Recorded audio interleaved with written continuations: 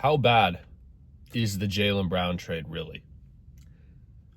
Pretty bad. We've been desensitized to it a little bit just because, the Luka trade happened and that was obviously crazier. I've had people talking to me and they've been like, yeah, this is worse than the Luka trade. I don't think you understand. The Mavericks would be nowhere, absolutely nowhere, if they didn't happen to land Cooper Flagg. People forget Cooper Flagg in no way was tied to the Lakers. They had a 1% chance of getting the first overall pick, and it just happened to go that way. Adam Silver, we all know that you rigged that stuff. Think about where they would be if they didn't have Cooper Flagg. They would literally have nowhere, like no direction whatsoever. But anyway, this trade makes absolutely no sense. I remember when I saw it, I was like, there's no way. This is like a meme account. And then I looked up, it was Shams. And I'm like, Shams, what are we doing? Remember when everybody was like, the Celtics are going to be a dynasty? They got to the finals. They lost to Curry. They got back to the finals. And then they won against the Mavs. And then they got eliminated.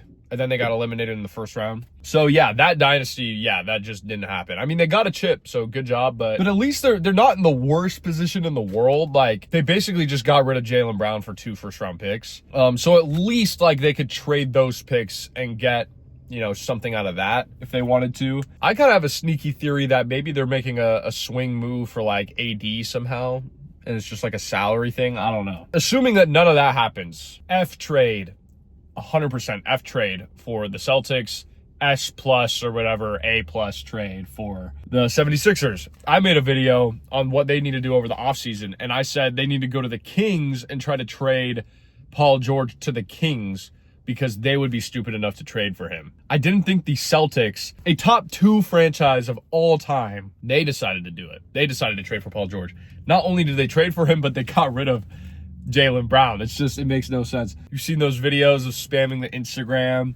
They've been spamming the GM. And yeah, you have every right to be mad at the Celtics GM. I'm just saying, Rob Pelinka, he would have done worse. Rob Pelinka would have seen the last name Brown and traded him for Duncan Robinson as fast as possible. I don't know what's going on with that dude. He seems to have a vendetta towards a certain race of people. Our big 3 is Trace Leches. It's kind of wild. They traded Jaylen Brown to the Ops, the team that it's like the KD move where he joined the Warriors, except the team did it willingly.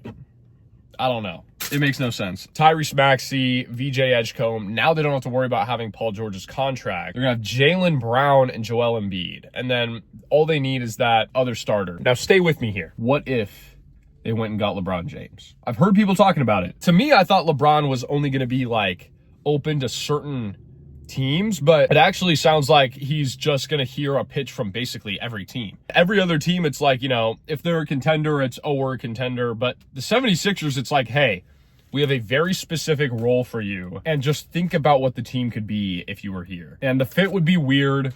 The fit's going to be weird no matter where he goes. You can't tell me that wouldn't be an amazing team. Like VJ Edgecombe, Tyrese Maxey, LeBron James, Jaylen Brown, Joel Embiid. I don't know. That's insane. Moving on to the Lakers really quick, because they're my team. We made a ton of moves yesterday, and I was going to make a video, and then so many things happened. I wanted to do a whole live stream, but unfortunately I can't do that right now. But here's a long story short thing about how I feel about the Lakers moves. What else were they supposed to do? Everybody's acting like they had an insanely bad offseason. They overpaid for Kessler. They overpaid all these people. We'll start with Austin Reeves. The Austin Reeves contract I initially was upset with a little bit. I thought it was a bit of an overpay. It's crucial that we get good contracts, and then the first contract we sign seems like an overpay. But now I know that the context is that there were several other teams that were willing to offer a max for him. And so at that point, it's like you're going to lose him for nothing, or you can at least keep him for something. And if it doesn't work out, you can trade him. And Luka made it clear he wanted to play with Austin. So your hands are kind of tied. You got to do what you got to do. So they signed Austin Reeves. Then we got the LeBron James thing. LeBron has been basically impossible to work with for the Lakers because he just hasn't been in contact with them. Like, I don't feel like they could have reconciled that relationship, really. It seemed like it was cooked. Marcus Smart left. That might have been the one thing where I was like, I feel like I would have rather kept Marcus Smart over getting Colin Sexton, although I love Colin Sexton. I just think that would have made more sense for the team. But who knows what happened there? Maybe he has some injury concerns. He is older. The whole idea was that they needed to get younger, so I don't hate that move. They let Rui probably walk. They let Luke Kennard walk. They let Jackson Hayes walk. And they went all in on Walker Kessler. I said in a previous video, you missed out on opportunities here, if you don't get a restricted free agent, this is a failure of an offseason. And that's the kind of pressure that they were under. Credit to Rob, he got the guy. And everybody's saying like, oh, now we don't have our picks for the next 7 years. We had 2 tradable first-round picks. We traded both of them. We had some swaps. We had 3 swaps or something. We traded 2 of them. Or maybe we had 4 and traded 3. And then we had 1 second and we kept it. And then we have 1 swap. No matter what we were going to do, we were going to give up those picks. We had to. This was an all-in offseason. And now at least you can look at the team and say, yeah, the Mamu move, maybe it's a little bit of an overpay. Maybe it's not an amazing fit. Quentin Grimes, he's fine. Is he a starter? Is he a championship contender starter? We don't really know. Colin Sexton, great player. Love his hustle. Love his heart. Is he the best fit in the world for this Lakers team? I don't know.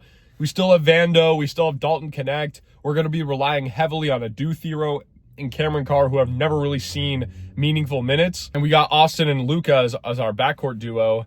Does that even make sense? But again, at least now we have a center. We have a franchise center moving forward. I love Walker Kessler. I think that what they gave up for him is what you're going to have to give up for a good center. Because today's NBA, centers are insanely important. Now we went from our biggest weakness being the center position to now it's maybe our biggest strength.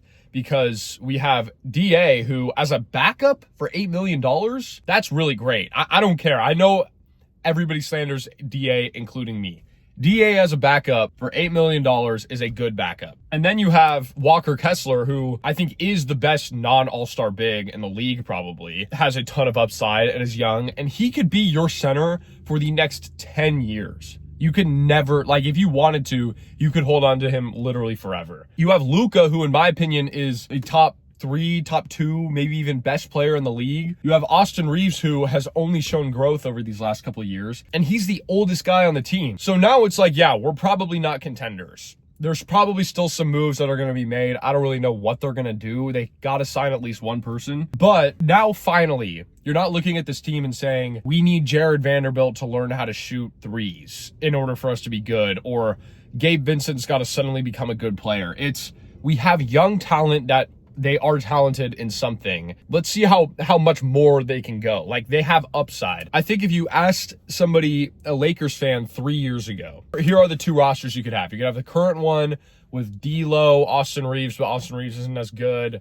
LeBron, AD, that sort of team. Or this current team with Luka, Austin, Quentin Grimes, Mamu, and Walker Kessler. I think people would take that second team. Again, at least with that team, like you have a 3 moving forward. You have Luka, AR, Walker Kessler. Those are your guys moving forward. And Quentin Grimes, who knows? Maybe he becomes an amazing starting 3. Mamu, he's like 27 or something. He's probably not going to grow a ton, but maybe stepping into a bigger role, he can do a lot more. Maybe Cameron Carr becomes somebody like Mikal Bridges one day. Maybe Adu Thero becomes somebody like PJ Washington one day. There's a lot of unknowns, but the unknowns are, at least, we don't know how good they quite are yet. We know like the floor, but how good can they get? I'm happy with this team, and if all else fails, at least they will be very, very fun to watch. Colin Sexton off the bench is electric. Walker Kessler is going to be blocking all these shots. Luka is the most entertaining player in the league, maybe outside of Wemby, just because Wemby does crazy stuff. But offensively,